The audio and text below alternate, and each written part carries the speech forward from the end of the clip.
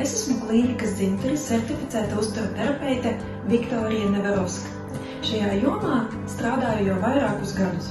Klīnikā vadu uzturterapijas grupas par sekojošām tēmām.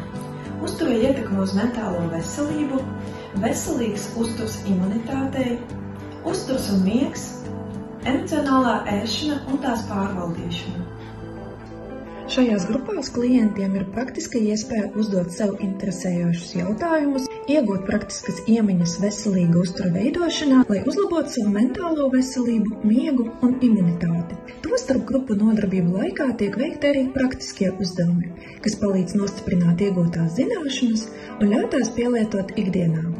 Savukārt individuālajās konsultācijās tiek analizēti klienta esošie uztura paradumi un veselības stāvoklis, pēc kā tiek nosprausti īstermiņa un ilgtermiņa mērķi.